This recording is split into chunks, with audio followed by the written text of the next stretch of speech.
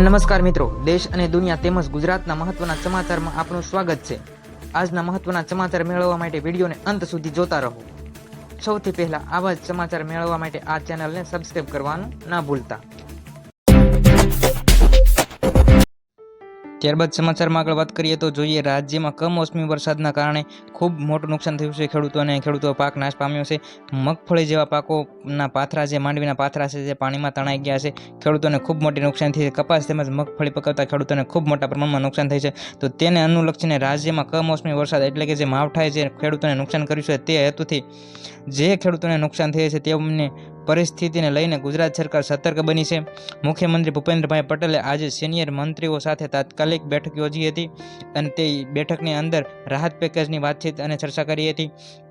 તો મુખ્યમંત્રીની બેઠક યોજીને રાહત અને બચાવ કામગીરીની સમીક્ષા કરી હતી। વધુમાં જણાવી દઈએ તો સીએમ ભૂપેન્દ્રભાઈ પટેલે રાજ્યના 5થી વધુ મંત્રીઓને અસરગ્રસ્ત જિલ્લાઓમાં તાત્કાલિક પહોંચી જવા માટે સૂચના આપી હતી અને તાત્કાલિક સર્વે કરવા માટે પણ આગ્રહ કર્યો હતો। તો જે ખેડૂતોને નુકસાન થઈ છે ભવિષ્યમાં તાત્કાલિક ધોરણે તેમને સહાય એટલે કે વળતર આપવામાં આવે તેવી વાટાઘાટો કે તેવી ચર્ચા મુખ્યમંત્રી ભૂપેન્દ્ર પટેલ અને અન્ય 5 મંત્રીઓ દ્વારા તાત્કાલિક ધોરણે કરવામાં આવી છે। ત્યારબાદ સમાચારમાં આગળ વાત કરીએ તો જોઈએ હવામાન સંબંધિત મહત્વના સમાચાર। બંગાળની ખાડીમાં ઉદ્ભવેલું જે મોન્થા વાવાઝોડું છે ગુજરાતને ધમરોળી રહ્યું છે તેમજ દરિયાઈ કાંઠા વિસ્તારના તમામ જિલ્લાઓ અને ભારે એલર્ટ કરી આપવામાં આવ્યા છે। તો મિત્રો, સામાન્ય રીતે જે સમયે દેશમાં શિયાળાની શરૂઆત થઈ રહી હોય છે તેવા સમયે જ હવામાનમાં અચાનક મોટો પલટો આવ્યો છે। હાલમાં દેશમાં લગભગ 90% વિસ્તારમાં વાદળછાયું વાતાવરણ જોવા મળી રહ્યું છે જેના માટે બંગાળની ખાડીમાં સર્જાયેલા વિવિધ ડિપ્રેશનો જવાબદાર છે। આ દરમિયાન આંધ્રપ્રદેશના દરિયાકાંઠે મોન્થા નામના ચક્રવાત ટકરાવાથી ગંભીર ખતરો ઊભો થયો હતો અને તે દરિયાકાંઠા એટલે કે મોન્થા વાવાઝોડાએ બંગાળની ખાડીમાંથી સર્જેલું જે ડિપ્રેશન છે તેને આંધ્રપ્રદેશના દરિયા કિનારે તેમજ આંધ્રપ્રદેશની અંદર ખૂબ મોટું નુકસાન સર્જ્યું છે અને ગુજરાતને પણ થોડા મોટા પ્રમાણમાં નુકસાની ગઈ છે। હવામાન વિભાગે મોન્થાને પગલે અતિ ભારે વરસાદ માટે રેડ એલર્ટ જાહેર કર્યું હતું જ્યાં પવનની ગતિ 100 થી 110 કિલોમીટર પ્રતિ કલાક સુધી પહોંચી શકે છે। આ કુદરતી આફત સામે તંત્રને સજ્જ રહેવા પણ સૂચના આપવામાં આવી છે।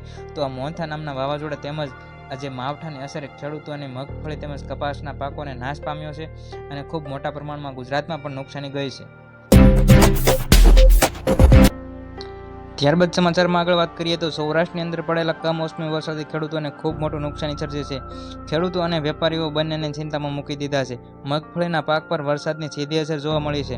મગફળીનો પાક છે ખેડૂતોનો ખેતરમાં હોય છે તે નાશ પામ્યો છે તેમજ ખૂબ મોટા પ્રમાણમાં નુકસાની ગઈ છે। તેની સીધી અસર પડતા બજારમાં આવકમાં ઘટાડવાની શક્યતા ઊભી થાય છે।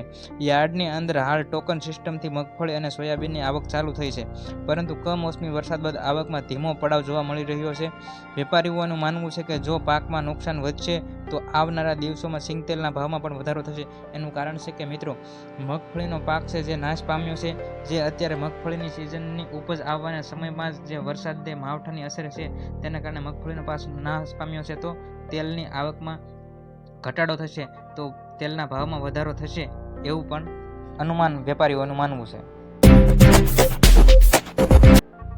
ત્યારબાદ સમાચારમાં આગળ વાત કરીએ તો જોઈએ રાજનીતિને લઈને સૌથી મોટા સમાચાર। પ્રધાનમંત્રી નરેન્દ્ર મોદીના એકતા દિવસ કાર્યક્રમની સાથે આમ આદમી પાર્ટીએ પણ 31 ઓક્ટોબરે સૌરાષ્ટ્રમાં કિસાન મહાપંચાયતનું પણ આયોજન કર્યું છે। તો મિત્રો, ગુજરાતની અંદર નરેન્દ્ર સાહેબ મોદી અને આમ આદમી પાર્ટીના નેતા છે તે બંનેઓ એક સાથે ગુજરાતના પ્રવાસે આવી રહ્યા છે। પ્રધાનમંત્રી નરેન્દ્ર સાહેબ મોદી 31 ઓક્ટોબર એટલે કે સરદાર પટેલની જન્મજયંતિ નિમિત્તે એકતા દિવસના કાર્યક્રમે ગુજરાતની મુલાકાત રહી રહ્યા છે। તો કિસાન મહાપંચની મુલાકાત એટલે કે કિસાન મહાપંચનું આયોજન કરવામાં આવ્યું છે સૌરાષ્ટ્રની અંદર અને ત્યાં પણ કેજરીવાલ છે જે દિલ્હીના નેતા છે, જે આમ આદમી પાર્ટીના નેતા છે તે ગુજરાતના પ્રવાસે આવી રહ્યા છે। તો મિત્રો, ગુજરાતના રાજકારણમાં મોટી ઉથલપાથલ જોવા મળી શકે છે। ઉપરાંત વધુમાં જોઈએ તો પંજાબના મુખ્યમંત્રી ભગવત માન સાથે આ કાર્યક્રમમાં ભાગ લેશે। સોમવારે આપના એટલે કે આમ આદમી પાર્ટીના પૂર્વ પ્રદેશ પ્રમુખ અને ધારાસભ્ય ગોપાલ ઇટાલિયાએ જણાવ્યું હતું કે આ કિસાન મહાપંચાયત આંખો ખોલનારી હશે। તો મિત્રો, હવે આજે કિસાન મહાપંચાયત 31 ઓક્ટોબરે જ્યારે મોદી આવવાના છે ત્યારે 31 ઓક્ટોબરે રાજકારણની અંદર કંઈક નવા જૂની થવા જઈ રહી છે। ત્યારબાદ સમાચારમાં આગળ વાત કરીએ તો જોઈએ મહત્વના ખેડૂત સમાચાર. પીએમ કિસાન નિધિને 2000 રૂપિયાનો હપ્તો ખેડૂતો જે આતુરતાથી રાહ જોઈ રહ્યા છે કે ક્યારે જમા થશે, તો તે અંતર્ગત જોઈએ વિગતવાર માહિતી. મિત્રો, પીએમ કિસાન નિધિનો 2000 રૂપિયાનો હપ્તો છે જે ભારત સરકાર દ્વારા દર 4 મહિનાના અંતરે 2000 રૂપિયાની સહાય કરવામાં આવે છે અને વાર્ષિક 6000 રૂપિયાની સહાય કરવામાં આવે છે. તો અગાઉ જે 2000 રૂપિયાનો હપ્તો જમા થયો હતો તેના લગભગ 4 મહિના જેટલો સમય થઈ ગયો છે અને દિવાળી જેવો મહત્વનો તહેવાર આવતો હોવાથી ખેડૂતોને એવી આશા હતી કે દિવાળી જેવા તહેવાર ઉપર 2000 રૂપિયાનો હપ્તો જમા થશે, પરંતુ દિવાળી જેવા તહેવારમાં પણ 2000 રૂપિયાનો હપ્તો જમા થયો નથી. તો હવે કયા મહિને અને કઈ તારીખે સરકાર જાહેર કરી છે કે ક્યારે આ 2000 રૂપિયાનો હપ્તો જમા થશે, તો તે વિશે વિગતવાર માહિતી આપીએ. તો અગાઉ એવી અપેક્ષા રાખવામાં આવી હતી કે દિવાળી પહેલાં 2000 રૂપિયાનો આગામી હપ્તો ખેડૂતોના ખાતામાં ટ્રાન્સફર કરી દેવામાં આવશે. જોકે તાજેતરમાં અહેવાલો અનુસાર કેન્દ્ર સરકાર હવે નવેમ્બરના પ્રથમ અઠવાડિયામાં આ હપ્તો જાહેર કરી શકે છે. ત્યારબાદ વધુ માહિતી જોઈએ તો સૂત્રો સૂચવે છે કે બિહારની વિધાનસભાની પ્રથમ તબક્કાની ચૂંટણી 6 નવેમ્બરના થોડા દિવસો પહેલાં જ આ જાહેરાત કરી દેવામાં આવી છે. એટલે કે મિત્રો, વિધાનસભાની અંદર બિહારની અંદર ચૂંટણી આવી રહી છે, તો તે હેતુથી પણ 2000 રૂપિયાનો હપ્તો તાત્કાલિક ધોરણે જમા કરી શકે છે. પરંતુ મિત્રો, હજી સુધી સરકાર દ્વારા કોઈ સત્તાવાર કોઈ જાહેરાત કરી દેવામાં આવી નથી. સરકાર દ્વારા કોઈ એવી તારીખ જાહેર કરવામાં આવી નથી કે 2000નો હપ્તો ક્યારે જમા થશે. પરંતુ મિત્રો, દિવાળીના આસપાસના સમયમાં, એટલે કે મિત્રો દિવાળી ગઈ છે, એટલે કે નવેમ્બર મહિનાની અંદર, એટલે કે થોડા અઠવાડિયાની અંદર જ 2000 રૂપિયાનો હપ્તો સરકાર જમા કરી શકે છે. ત્યારબાદ થોડી વધુ માહિતી આપીએ તો કેવા ખેડૂતોને 2000 રૂપિયાના હપ્તાનો લાભ નહીં મળે. તો મિત્રો, જે ખેડૂત મિત્રોએ KYC પ્રક્રિયા પૂર્ણ નથી કરાવી, તો તેવા ખેડૂતોને આ યોજનાનો લાભ નહીં મળે. જે ખેડૂત મિત્રોએ જમીન નોંધણીની પ્રક્રિયા નથી કરાવી, તો તેવા ખેડૂતોને આ યોજનાનો લાભ નહીં મળે. જે ખેડૂતના ઘરમાં કોઈ પણ એક વ્યક્તિ સરકારી નોકરી કરતો હોય, સરકારી કર્મચારી હોય, તો તેવા ખેડૂત મિત્રોને પણ આ યોજનાનો લાભ નહીં મળે.